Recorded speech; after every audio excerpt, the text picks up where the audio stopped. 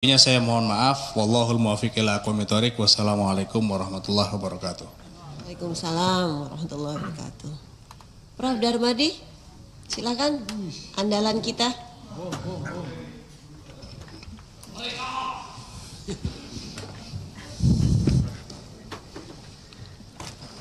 Assalamualaikum warahmatullahi wabarakatuh. Shalom.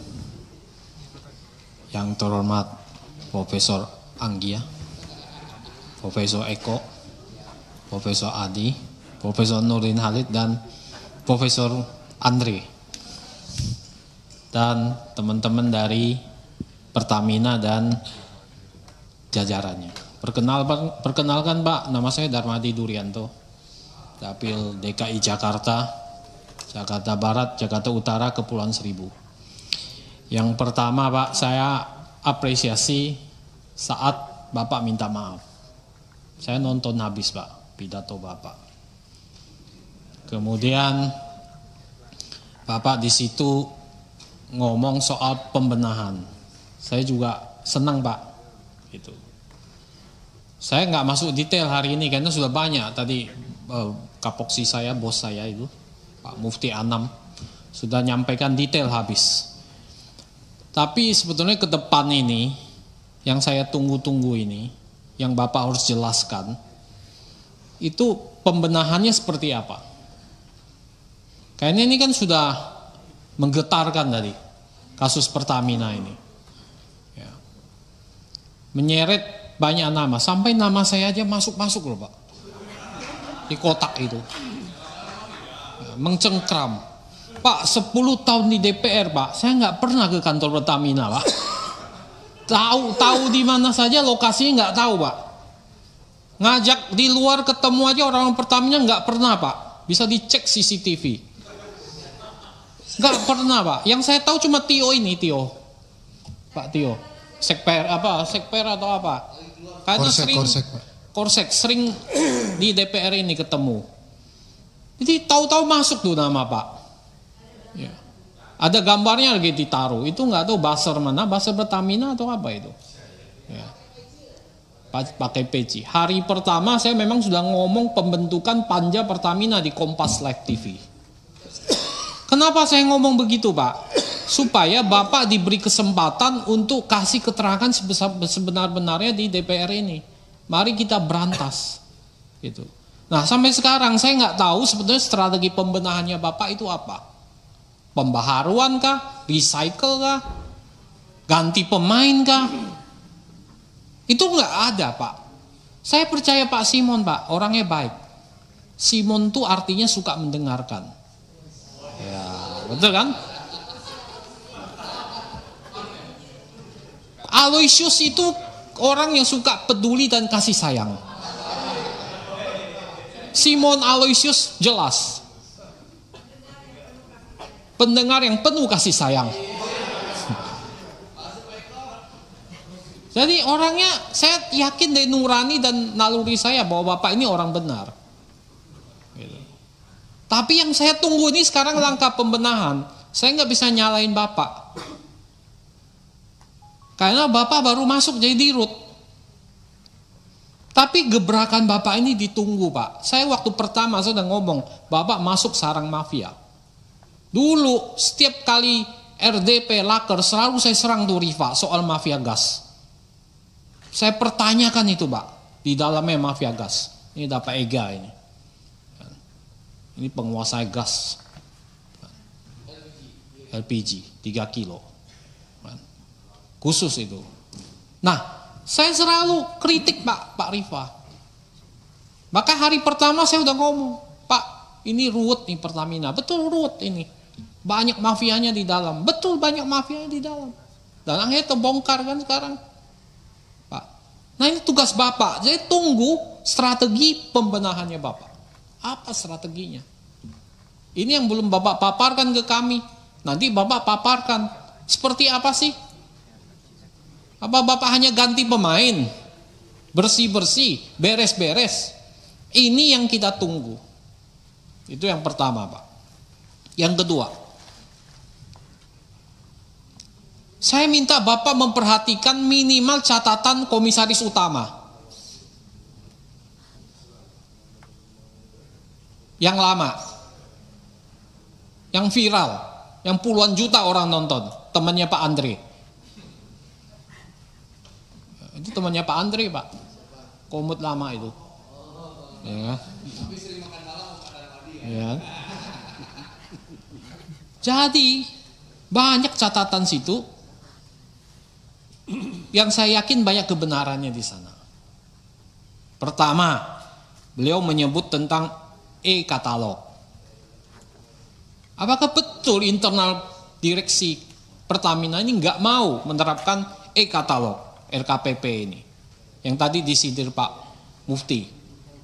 Ini catatan pertama. Catatan kedua, apakah betul banyak orang Petral masih di dalam? Bapak mau beresin apa enggak?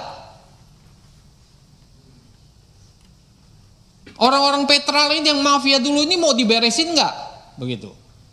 Atau setengah hati Bapak nggak bisa beresin? Buktinya kemarin Petra bubar, orangnya jadi dirut tuh.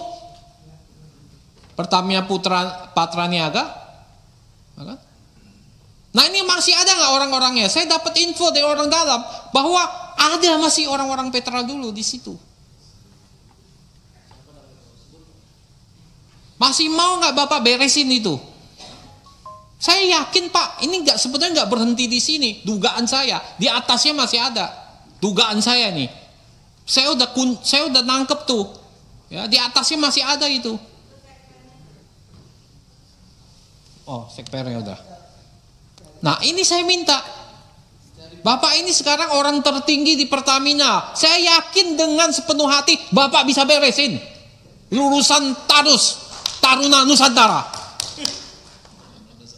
Tegas, tapi peduli dan kasih sayang. Pendengar yang baik, Simon. Aloysius, peduli dan kasih sayang. Ya. Wajah Bapak tuh memancarkan banyak kasih sayang, Pak. Saya senang dengan wajah Bapak. Jadi itu. Yang ketiga yang disebut pengadaan aditif, di situ juga ada mafia. Betul nggak ini? Melibatkan orang BPK. Ini kan cerita-cerita dari Komut temannya Andre ini, yang harus Bapak klarifikasi ke dalam. Nah itu catatan Pak BTP yang sudah viral kemana-mana.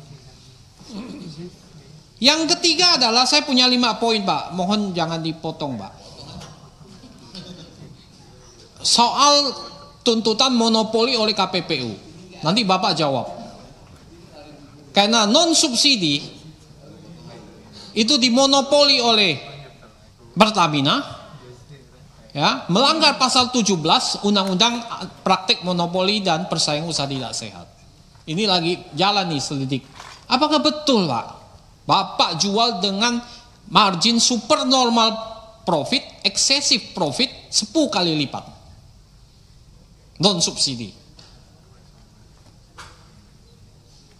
Nanti Bapak jelaskan, itu menjadi isu. Yang keempat Pak, ada aspirasi dari konstituen yang melakukan pelaku industri. Yang merupakan pelaku industri Pak. Ini udah sering juga saya lakukan, ya, bahwa kemarin harga gas industri itu kan naik Pak, dari 6,5 menjadi 7 US dollar. Ya.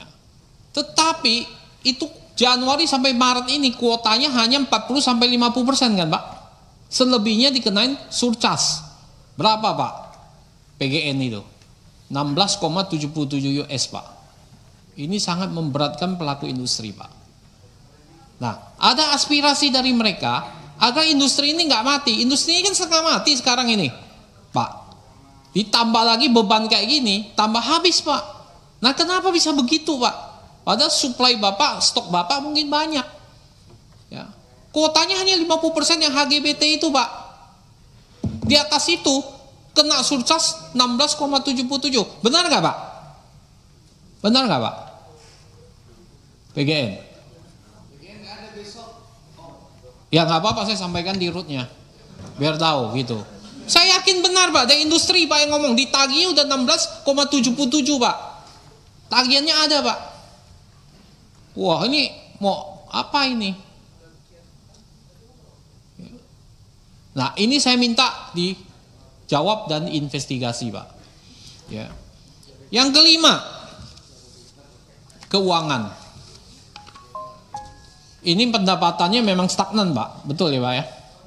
Tapi bagaimana dengan labanya Pak? Saya lihat, saya hanya dapat data dari media sampai Oktober 2024. Itu labanya 42,35 triliun dari media. Laba 2023 Bapak sekitar 76 triliun. Kelihatan labanya nggak sampai seperti tahun lalu. Nah ini mohon Bapak jelaskan Pak. Dan saya lihat ada penarikan utang selama 2023 karena saya nggak pegang data 2024. Ya, ada kenaikan sekitar 15 triliun utang jangka pendek. Untuk apa sih Pak? Bapak nambah utang jangka pendek? Di satu sisi kas Bapak itu 300 triliun, Pak. Kas on hand Bapak 300 triliun. Tapi kenapa ada terjadi lonjakan hutang jangka pendek? Mohon nanti Pak Simon jelaskan untuk apa ini, ya. Nah itu saya pikir yang kelima, ya. Oh ya cukup, terima kasih Bu Pimpinan. Sesuai janji, saya suka sekali karena menepati janji. Tunggu tanggal mainnya.